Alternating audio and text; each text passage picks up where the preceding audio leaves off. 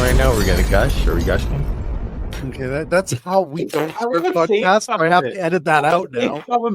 You're welcome. We're to feel that. It's like in the moment. Meanwhile, my dog's attacking me. All right. Right. But so, gentlemen, first of all, thank you for guest co-hosting today. It's a huge show that we have lined up. I'm excited. I'm freaking. Oh my God. I had way too much coffee.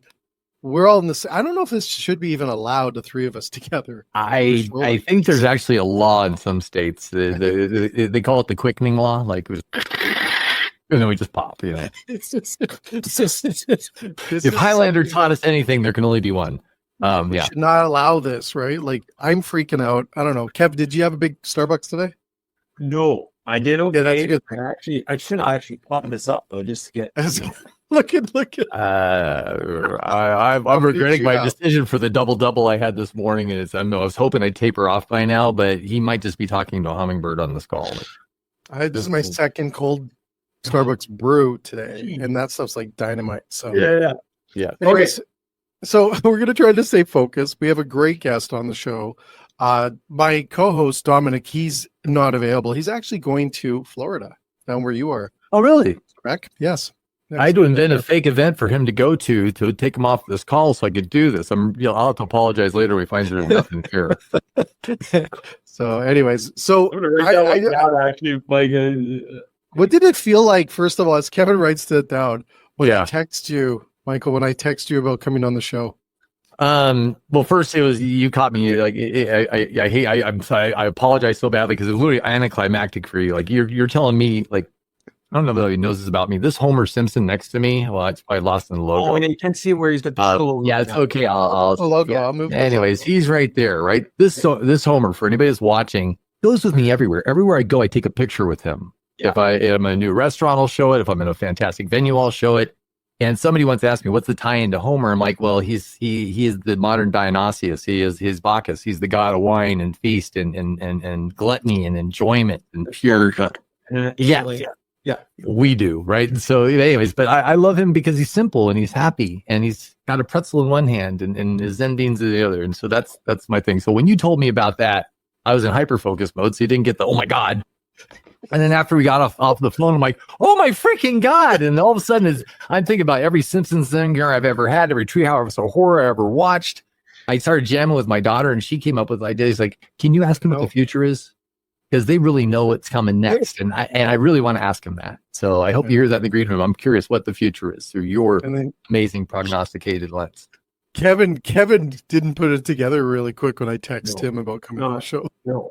The pieces didn't add up. But like, sometimes that's good. That's a good, like, Anyways, so it's exciting to have this gentleman on the show, and let's get into it, guys. I don't know. I love talking to you, but I think we're gonna have a great show. He's more interesting, I promise. He's way more interesting than me and all of us together. Anyways, it's an honor to have him on. So let's do the intro, and we'll be right back with this legend. Here we go.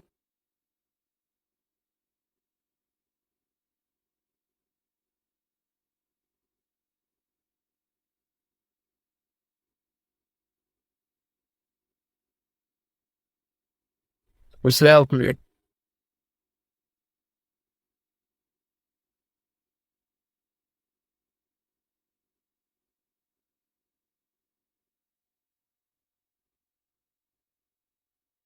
Laughter.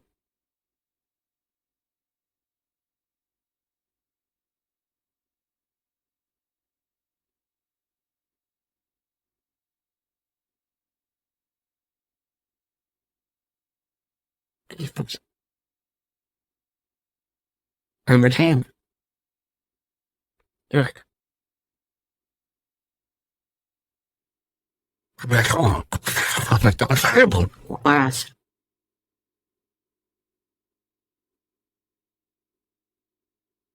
Hey, Bill, welcome.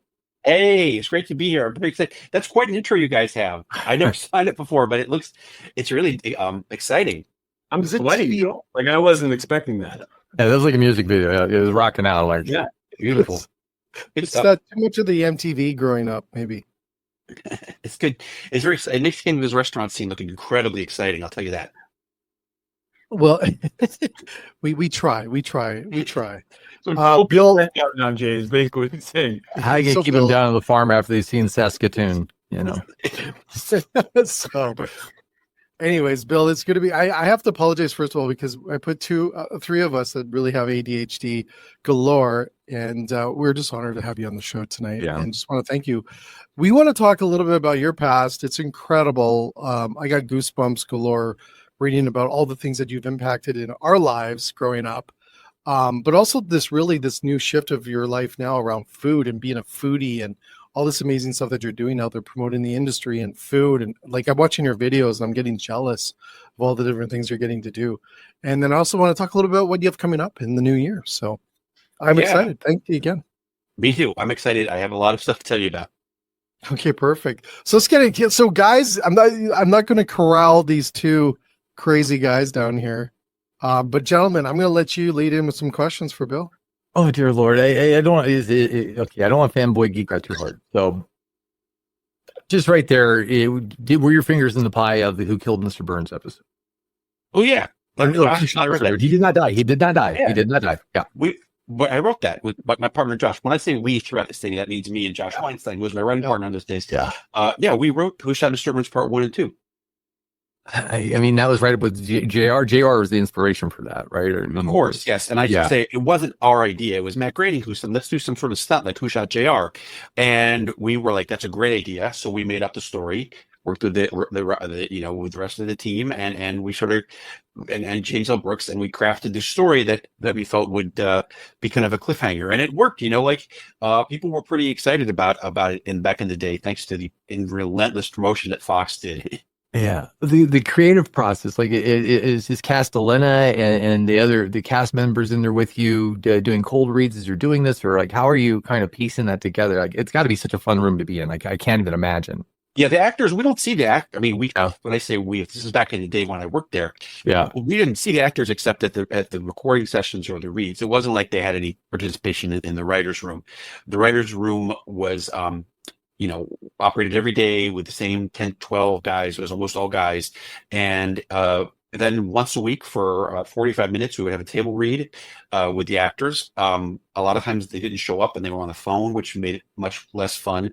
And then usually the following Monday, we would record the script like a radio show with most of them standing around at music stands, reading their lines into microphones, and then they would leave. So it wasn't like, I think in my entire time there, which was about 7 years, one actor came to the writer's room one time for a few minutes. Who was it? It was Nancy. Okay. Nancy. Yeah. That is awesome. But you followed Matt on his other adventures, right? So you did Futurama, and you were also Futurama, or Disenchantment. Back that was his Netflix, his medieval fantasy thing on Netflix. Both Josh and I worked on those as well.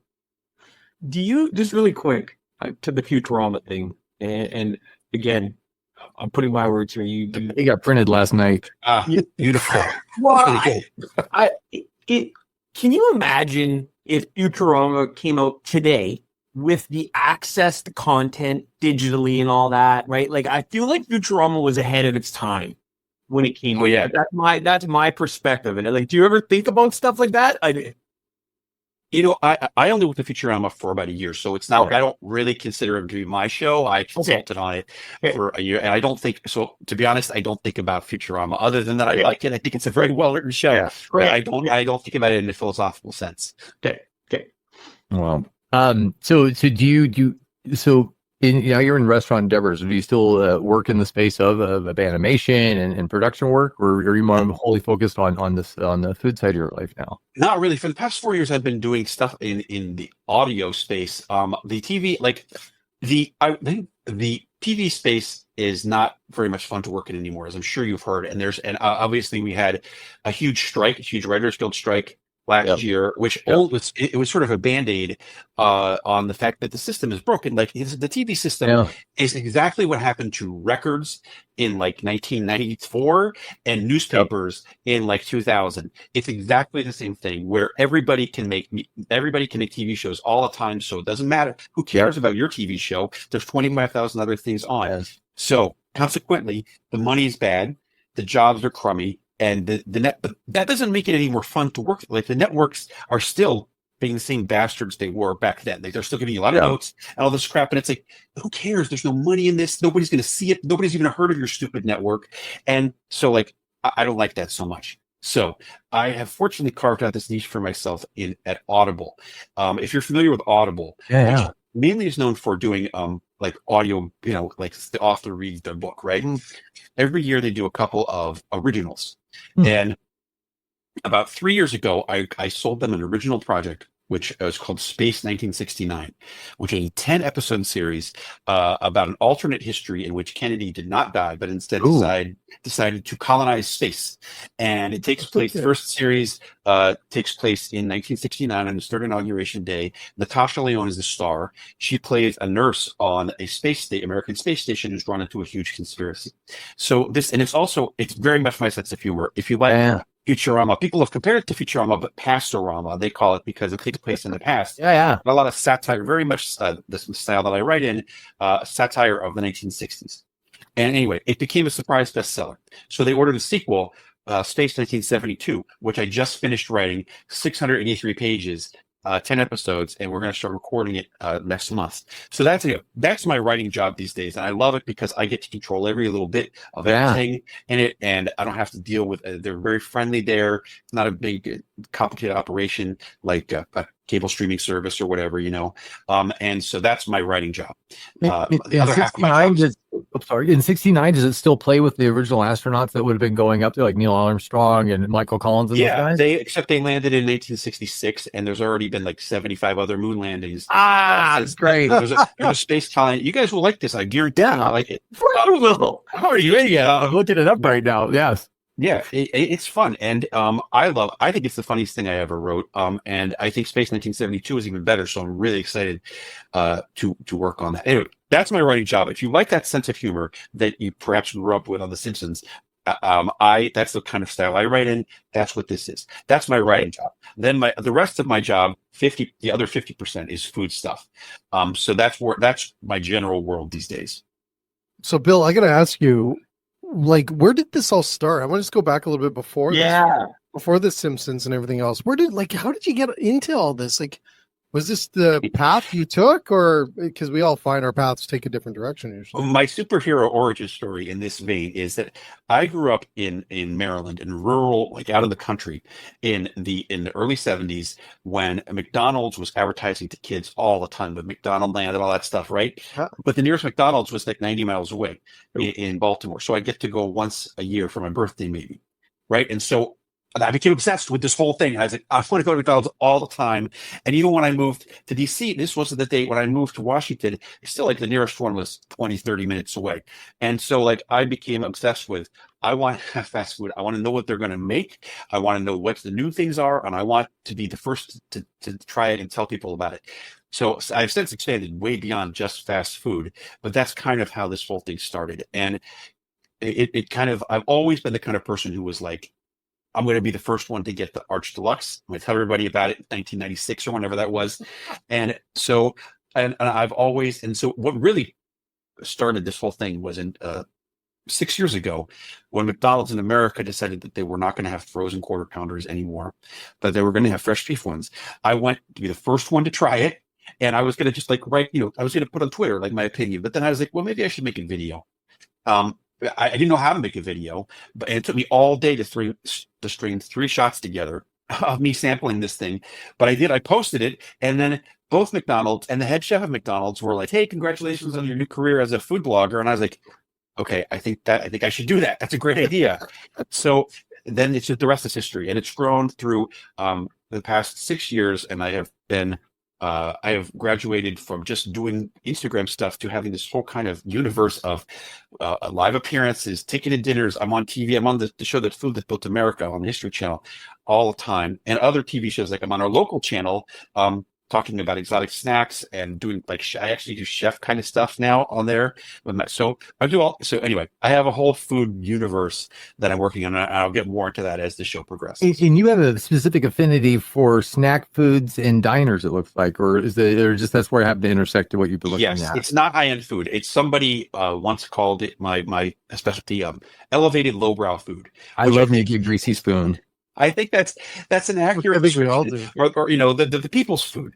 I don't. It's not that I don't like fancy food. By the way, if a fancy restaurant is like, would you come try our 11-course tasting menu? I'm there, and I will love all their weird, exotic modern cuisine. I will love it. But generally, I would be like, I want to have the best sub. When I go on a trip, I want the best sub in this town. I want the best pizza in this town. I want the best burger in this town, and I also want all the weird stuff that I can't get anywhere else. Yep. And that's part of what I'm doing. Is like, when I go to Pittsburgh, I'm like, I want the food that you can't get anywhere but Pittsburgh. So that's the kind of thing that I'm specializing in these days is regional American cuisine. So to clarify for those people that are like really aficionados, they're putting all that, Tim Hortons pizza was not the best pizza in that town. I had this thing joke. I knew it was a joke. I just want to clarify. For those who don't know what Tim is talking about, I went to Yellowknife. I haven't been to Canada about 20 years, but I'm going to go into this in great detail. I visited Yellowknife in June, and I got to try a number of Canadian fast food items, including the Tim Hortons pizza, which people had been. I was like, "What should I try when I go to Canada?" People were saying Tim Hortons pizza, and I knew that they wanted me to hate it, and I did pretty much hate it, and so everybody got their wish. It wasn't the best, but I did get to try NW, which is it's legendary. We don't have that. We have NW in America, but it's not the same. Different. Yeah. So I got to try the teen burger. I got to try the cheese curds and the root beer, stuff like that, and I loved it. So that's anyway, that's stretching the surface of my tricky element. I just, when you said the pizza thing, I was like watching your review, and I was just like, it was so like. No selling. Yeah, he called it like it was. That would have been out. That was his first time that would have came out, right? I think it only been out for a few weeks. And that would have been the first ultimate thing about it was, I mean, it's not like if you're in a huge hurry and there's no other choices, why not get a Tim Hortons pizza? But like, it doesn't really qualify. It's what we have in America. I think Subway did this in America with flatbreads. It's really more what you would call a flatbread. And it's got like a lavash kind of thing. It's stuff they put it in the oven that they heat the subs up in. So, I mean, whatever. If you're in a hurry, you don't have a lot of money, why not? But if there's way better options, I'm sure. Hey, I had a light bulb moment, and I wonder if this is true. Are you the linkage between the Simpsons and the McRib? Ooh. No, I'm not. All that stuff came out after I left the Simpsons. Okay. I see with the Arby's thing, every single time I posted about Arby's, everybody is like, I'm so hungry I can eat Arby's. That line. And that's the most famous thing that anyone ever said about Arby's. That was after my time. And I don't think that I would have said that about Arby's because I like Arby's. But anyway, it's inextricably linked with my everything I post about Arby's. I love that. Awesome.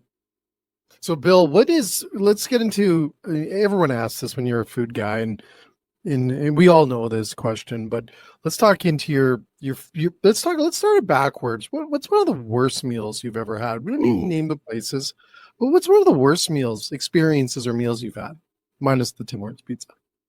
Well, I had the worst pizza of my life about 20 years ago in Montauk, New York, as a hurricane was preparing to approach. And it was a place that sold pizza, and it was all teenagers there. And for some reason, I don't think they'd ever made a pizza with, I was like, let's have a pizza with olives and mushrooms, right? And I don't think they'd ever made a pizza with either of those ingredients before. So somebody just opened a can and poured cold water mushrooms. Yeah, full canned mushrooms onto the pizza, not sliced or anything. And I couldn't believe it was atrocious. I wish I had a photo back before. This is before cell phones. I'd ever had that, but that was certainly the worst meal. The worst. It always springs to mind as the worst meal I ever had. And that's like when you open up that's chamber canned mushrooms. Oh my god! I guess nobody had ever ordered mushrooms on this particular shift before, so they didn't know what to do. So funny. I ask that question all the time to a lot of people, is like, what's your worst meal or experience? Because we tend never to forget them. And I find it so unique. Like, you can have a whole bunch of great meals and you kind of blend them in together, and unless they're really an amazing experience. But I find when we have these bad ones, I almost want sometimes to have a bad experience because it is entertaining and it's a lot of fun. There's a lot of components to having a bad food experience, by the way. It can come from the atmosphere, the server, the fact that some dick is smoking a cigar nearby, that's also, it wouldn't be the restaurant's fault. I guess it would for them allowing the guy to smoke nearby. But if they have outdoor patios, you're going to be affected by that cigar smoke and it will ruin your meal. Another meal I had that was terrible was Burger King tacos. Burger King introduced tacos about Burger King always does this in America, where it's like it's clear that some warehouse somewhere is like, we got 1 million unsold chicken. We'll sell them to you for cheap. And Burger King is like, new Burger King chicken wings, right? And they hype it up on social media. So they did this with tacos, which Burger King is in no way prepared. Qualified, yeah. Yeah. So now with rudimentary bean paste. And they were, unwrap the tacos, they were all broken. Like even the shells were just all shattered, and it made me laugh so hard. It really made for a good video, and I wish I had saved it because it was one of those ones that disappears. But it was that was a laughably bad meal. Just to kind of pivot just a little bit here, you've given us a little bit of your backstory. Is there any culinary lineage or family members that are chefs or cook or like anything also that's a little bit of inspiration, or did this totally just come? No, I'm a total ignoramus in terms of the food business. I don't know anything. I actually do cook sometimes. I cook I can cook recipes that I get from whatever, from online or New York Times or whatever. And I do kind of take pride in that. But in general, nobody in my family worked in a restaurant. I don't know anything about food preparation or the restaurant world. And I like to keep it that way because I think it's kind of like a fan, it's just like putting a fan on the sidelines of an NFL game going, oh my God, did you see that tackle? I don't know the specifics of what went on, and that's probably better because I'm giving you the fan's perspective. Well, and your Instagram handle, what was it again? I just Bill Oakley. Bill Oakley. Thank you. The reason I'm saying that is for people when you're watching this, there's so much influencer promoter stuff today. That is not Bill. He is giving you the total his first experience in that moment. It's not like he's not being selling for them. He's not, whatever. So, and hey, yeah, but I take great pride in my editorial independence. That's why people have called me the Gordon Ramsay of fast food, because even though Gordon Ramsay's a chef, I'm unsparing I'm very honest with my criticism. It's a Simon Cowell type of thing where it's I'm very honest with my criticism. So I am technically an influencer, right? But I don't, and I don't like to crap on local businesses or small businesses. I really try to support them. So, but I'm relentless in my criticism of giant chains that don't deserve your sympathy. And also the employees obviously deserve your sympathy. And so, because obviously they're very hardworking people, but the marketing, what really makes me laugh is the vast chasm between the marketing and the reality. In the terms of the Tim Hortons pizza, very much like that, Burger King tacos, that kind of thing. But so that's what I cover. But I also do, from time to time, as I'm sure you've seen, I do very actually kind of serious promotion of things I like that condiment salsa that I made a video about for nothing. I made that complicated video about this, one of the most popular videos of the year. All they did send me the jars, and it's if you like this, we'd like you to post about it, and I loved it. So that happens from time to time. Now that doesn't. I don't want people to get the impression that I don't want any money. If you want to if you want to pay me $5,000, peanut. It lays it out. I'm totally fine. If you want to pay me $7,000-8,000, I'll make a video about what product you want. Okay, so go ahead. I'll be clear that I'm doing it for the money. So, but I just want to say I am an influencer. I don't want people to think that they shouldn't give me money in that respect, or they shouldn't. But Bill, I think this is what influencers should be, is what you're doing. Yeah. The pure authentic style. Refreshing. It's true. I mean, there's a relentless, Instagram in particular is filled with accounts where it's just relentless advertising for whatever thing that they got paid to advertise. And it's there's only a few, actually most of them are on YouTube. Yeah. People who give honest opinions about food, or on TikTok to some degree. Yeah, that's the mantra lately. Would be the story, not the commercial, right? I think you were even on Sean Welch's show. Yeah. Okay, so Sean, right. Sean's a partner of ours, good friends. Yeah.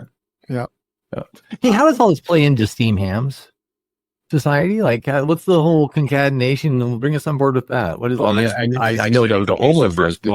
First of all, this is the Steam. You see this behind me. I turned it off because it strobes the video. Hey, See the Steam Ham Society logo there? Steam Hams. So, Homer has nothing to do with steamed hams. But I thought he talked about Steam Hams on one of the show. Oh, was it? No, it was Skinner. That's Right. It's Skinner and Chalmers. Okay, so for those who don't know, long ago in The Simpsons, there was an episode called short films about Simpsons, about 22 short films about Springfield, which did little vignettes about the minor characters in town. There was one particular segment which has become known as Steamed Hams, in which Principal Skinner invites his boss, Superintendent Chalmers, over for a meal. Skinner burns the roast, and Skinner buys fast food burgers and tries to pawn them off as its own cooking, pretending that it's something called steamed hams, right? Which is not hamburgers. And even though they're not steamed. And so steamed hams has become a thing. And this is actually part of my longer food talk that I deliver when I go places. It vanished off the face of the earth for about 17 years until people in Australia, I never heard anything about it. I wrote this thing. I wrote it and I thought it was hilarious because I thought it was the dynamic between those two characters is very funny. It vanished off the face of the earth until 2014, when people in Australia started calling their grocery store, the Woolworths grocery store chain, asking for steamed hams. Oh, and Woolworths, as it became a huge thing in Australia, and so Woolworths grocery store chain had them put up signs in their stores that says, "We do not carry steamed hams, but we would love for you to try our ground beef."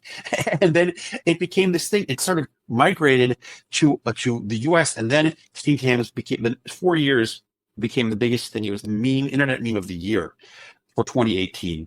And I don't need to go into details. Just Google it. There's thousands and thousands and thousands of remixes of it on YouTube where people do all these very creative things. They reanimate it, all sorts of stuff. And so I wrote this thing. So I was like, I got to get on board this train. Yeah. and monetize my creation. Now, this has several different facets, which I'm happy to discuss with you guys.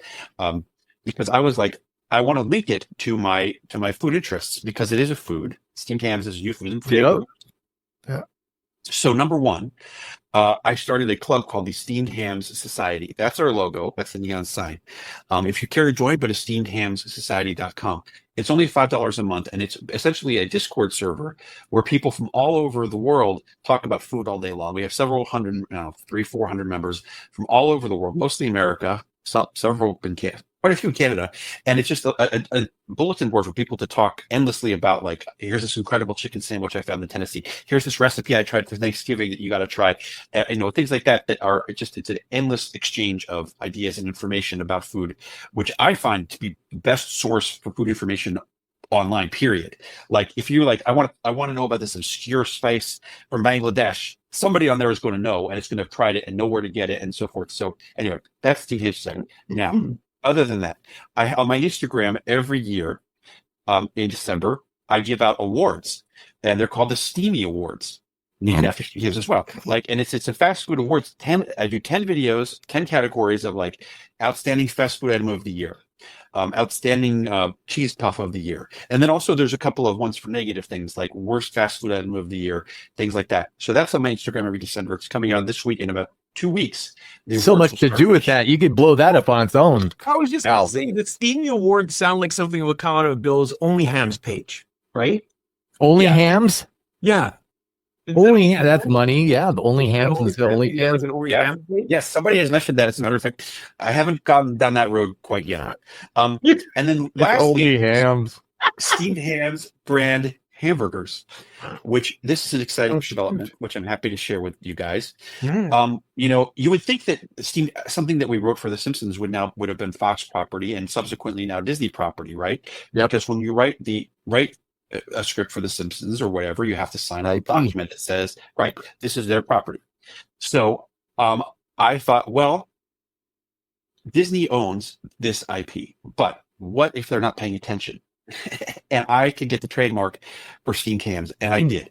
Obviously Disney lawyers have too many things to look at. They got all the Mickey Mouse things going on. They got Iron Man. They got Cinderella universe. They're not thinking about things from a recently acquired company, Fox, and some small things that appeared on the show, like Steamed Hams. So I now have a trademark for Steamed Hams food as a food. And I'm going to start selling them here locally in Portland with our own branded things, starting in like February, March. And then I hope to start selling them at other places around the country and around the world with steamed ham spread hamburgers coming from me, approved by me, throughout the world, and maybe even frozen versions of them. But this is honestly just starting. I love that. So you live in Portland? Yeah, Portland, Oregon. I went to culinary school there. Yeah? Yeah. A lot of time. Great food culture in that town. Oh yeah, absolutely. It's the best food place. Yeah, and a great food truck scene too. It's just, I mean, you can get better stuff in the restaurant sometimes. Oh, for sure. Yes, that's what I'm doing. I'm doing this with a food truck, actually. So, Bill, let's talk more about this January 29th, American Culinary Curiosity Dinner. What is this about? What are you doing here? This is very exciting to me. Is that this is my first ticketed dinner event, and I'm going to do it with a local place, which is called a place I worked with in the past, JoJo, which is known for making really great sandwiches and wings, things of that nature, and all sorts of, for the kind of food that I deal with, right? They have a restaurant, a brick and mortar restaurant. So we're going to, on January 29th, the tickets are already sold out. We've launched it just 8 hours ago and they're all gone. Congrats, by the way. Thank you. Thank you. It's going to be, we're going to have a 5-course meal of American culinary curiosities. And I'll explain what that means in a second. And there'll also be kind of I will be narrating. I'll be giving you a slideshow that will have some of the funny stuff that I normally talk about, as well as the history or the weirdness of it's discussing some of the weird culinary things you'll be having at the dinner, right? And so I'll tell you where this came from. As I said, I've been doing a lot of traveling because Josh and I had a show called Mission Hill, which you may have heard of, which aired on Adult Swim. It was back in the day, and built up this large fan base, but you can't find it anywhere on streaming or whatever. So we travel around the country showing it in movie theaters. We've been to 30 cities last year, and I got to go to places. I got to go to Pittsburgh, Cincinnati, Philadelphia, Dallas, et cetera, et cetera, et cetera. And every time I went to one of these places, I was like, as I said earlier, I want to try their regional specialties. And so I was like, you can't get these things anywhere else in most cases. So this dinner is bringing to this restaurant. They're going to make them. I'm not going to say what they are because I don't want to spoil the surprise. But for instance, an example of the things would be like the Ohio Valley style pizza. The Ohio Valley style pizza, which I had in Pittsburgh, is a pizza that you only find in that region that has cold toppings.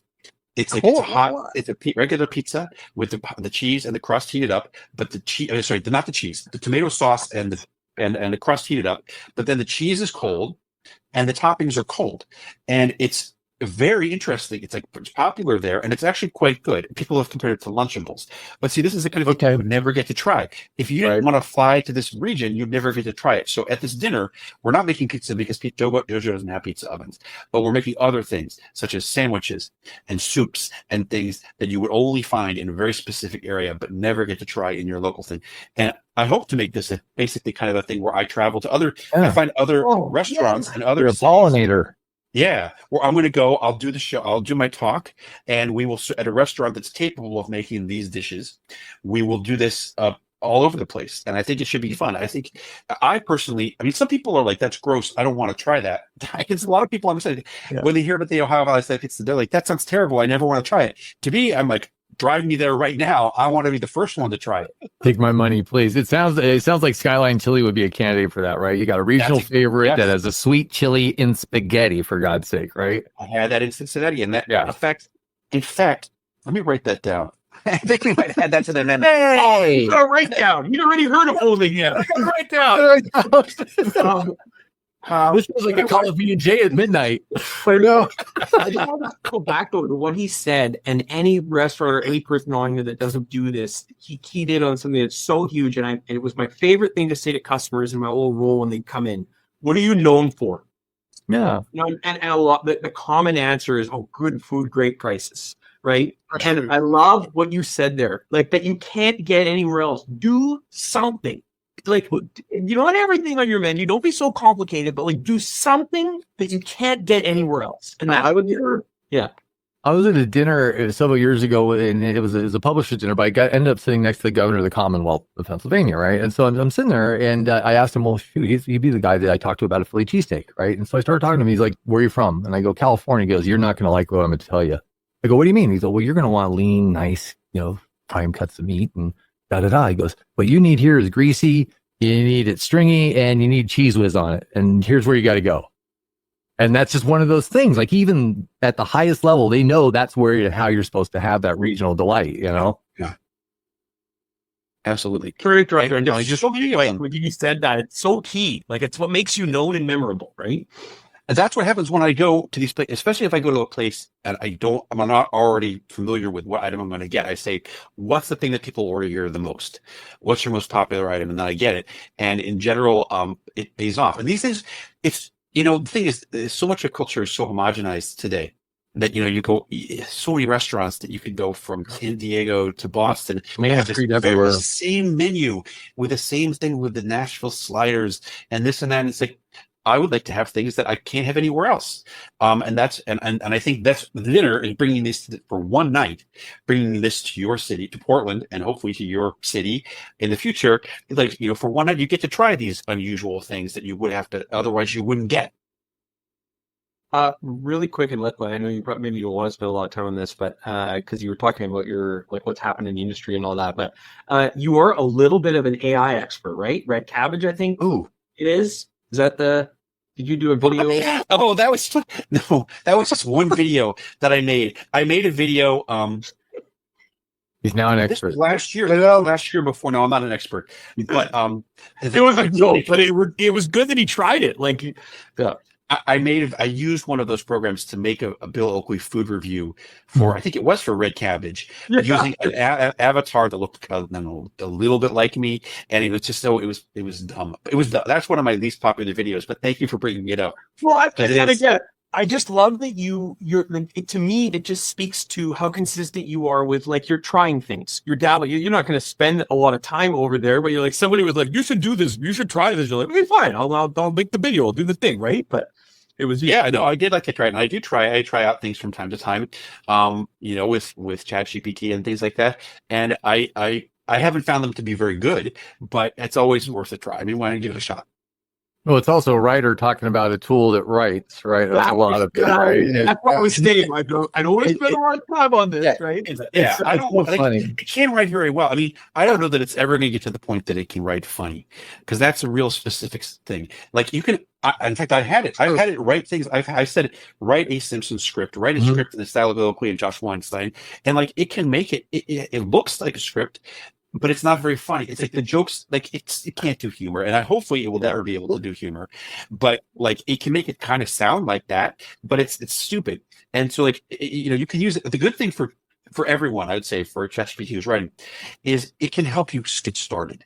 Getting started writing is hard and boring, and it's it can give you a really bad idea, a series of bad ideas, or a rough draft that you can expand upon, and that's helpful, because I don't like getting started, and I can always just ask it for something. It's also good for tasks that you would assign to someone else. Like, I need something that will fit in this acronym, whatever, and it will come up with something like that. That's useful.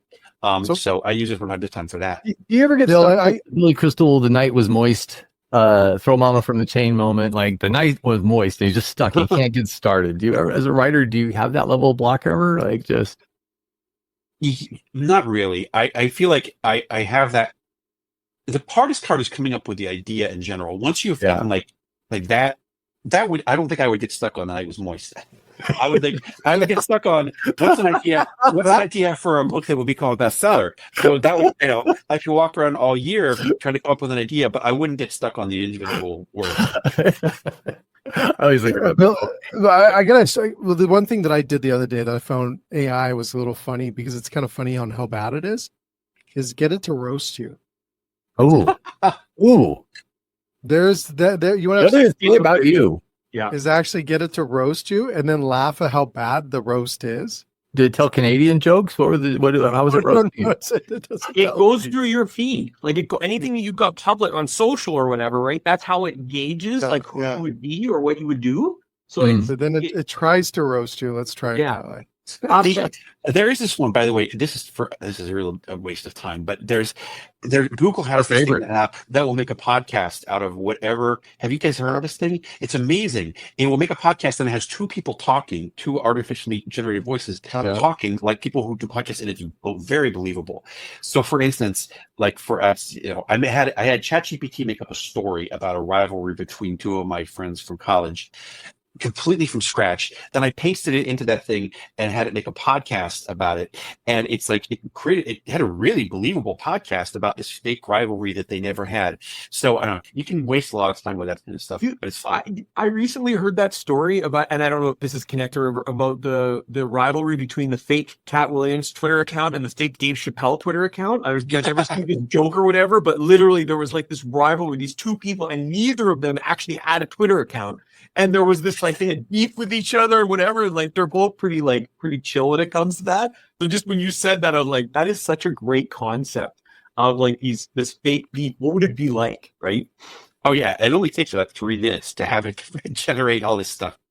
It's wild. Wow. It's wild. I'm with you, Bill. I don't know if it's going to be as creative as people are, or the innovation of creativity blended in together. I don't think it's going to do that. Maybe one day it will. I don't know. But it is fun. I love the fact that us creative people are trying to figure out how to be creative with it and do other things with it other than the typical things that people are trying to do. They're way more smarter than I can ever think of. Yeah. I mean, I had it, like, for instance, for my food talk, I had like 11 different topics I wanted to cover. And I asked it, put these in an order that makes sense. Yeah. And I had to revise it quite a bit, but it was helpful. It feels like if we look at it, because people who weren't able to right now have the tools to put out reasonable content, and so we have a flood of quantity versus quality, and it's interesting. And I've heard different rumors about Google's filtering on searches AI content. We're not going to get as much play space.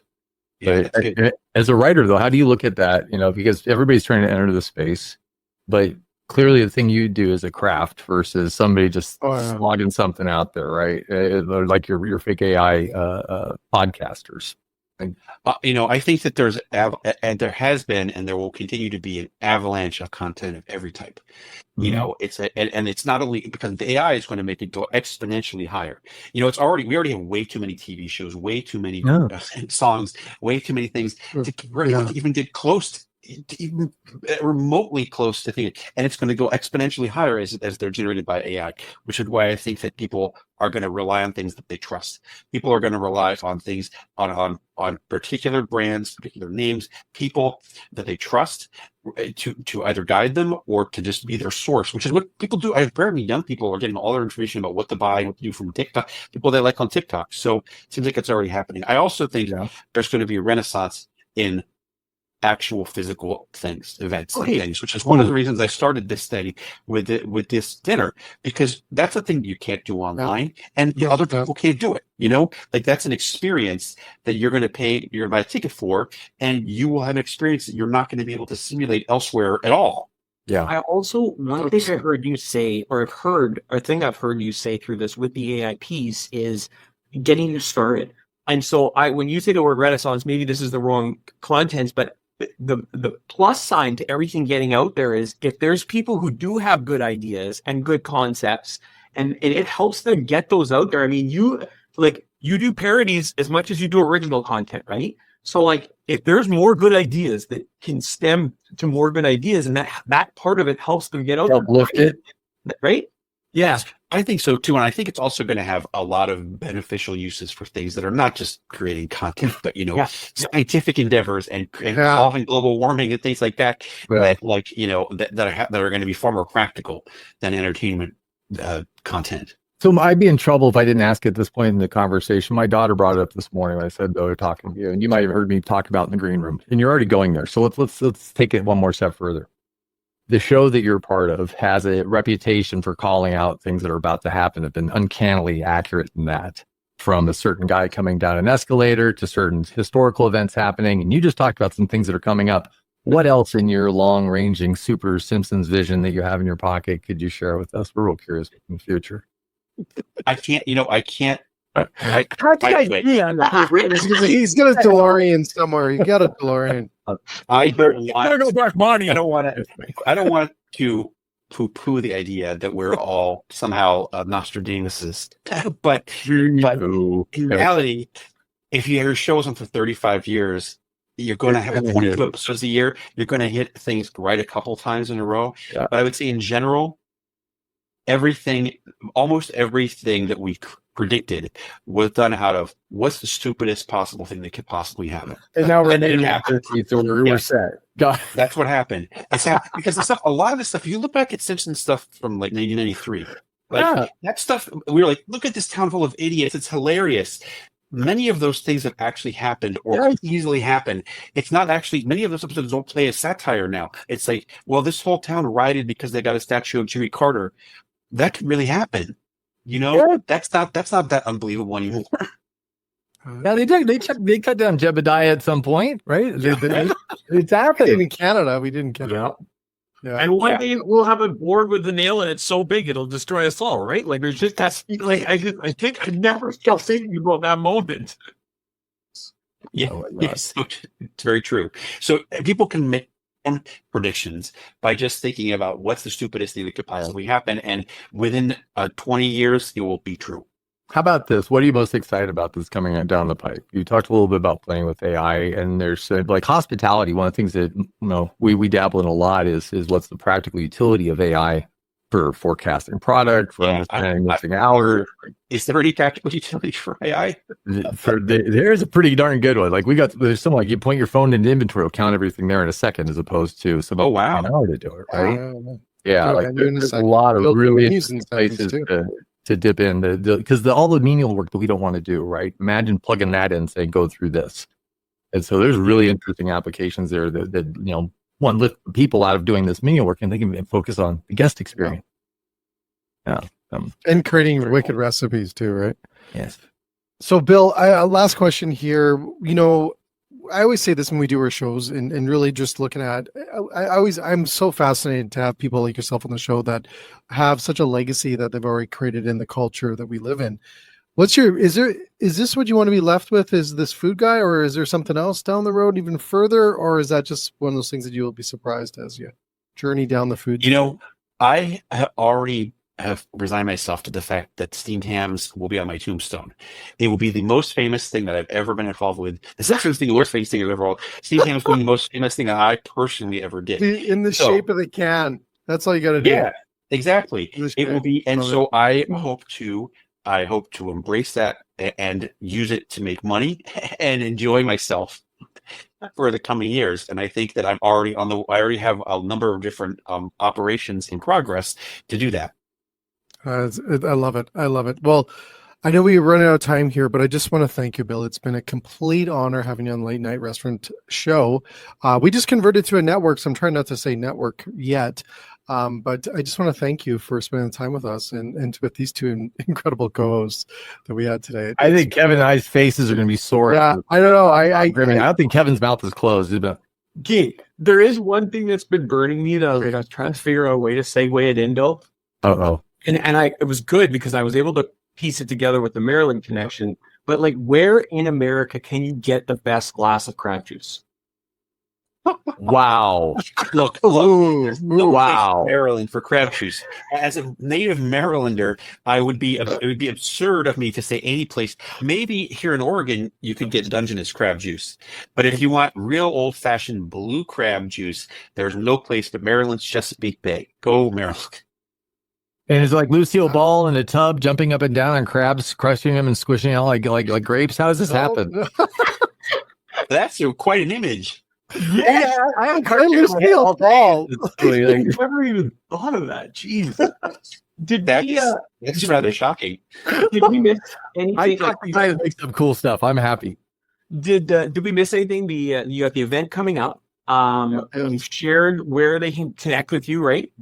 Yes, two things that you remember. If you want scripted entertainment, Google Space 1969 on audible.com and listen to it. If you want food-related entertainment, go to that Bill Oakley on Instagram and you will find it. I post stuff there every day, either on stories or on my main feed of some variety. And people also send me stuff. People post stuff. People mail me stuff from all over the world that are like, you got to try these potato chips. You got to try this canned fish or whatever. And so I also posted about that generally on my stories. Nice. And you said earlier, and we want to make this clear to everybody watching and listening, Bill wants to come to your town, to your city, and share your unique food and experiences with the world. So, Correct. So I wanted to, I'd be happy to come to your, in fact, if your restaurant feels like it's capable of doing this type of menu that we're doing here in Portland, just send me a message because maybe we can work it out. well, and I Well, want you haven't seen anything till you're in Winnipeg in February. I can't wait. I can't wait for this to work out, you know. Yes, I was in Yellowknife in June, so it's probably not very similar, but that was my first foray in well, and Jay, you were thinking, I know the Jersey, everyone's Jersey Conversion Center, right? Like, I wanted to volunteer Thunder Bay because, like, to me, it is the most, one of the, it's not a huge town, but it's one of the most underrated food scenes in the world. And then on the pastry side, they've got this thing called a Persian, which in a way it's got the pink icing. It looks a little bit like the donut that you always see in The Simpsons. Oh, But, yeah, so that'd be my first volunteer one. Hoping somebody from there watches it and is like, yeah, we can bring Bill out. So. Beautiful. Let's hope so. thanks again, Bill. It's a pleasure. All right. Thanks, guys. It's been a total pleasure. Great conversation. absolutely. Thanks, Phil, so much. Bye.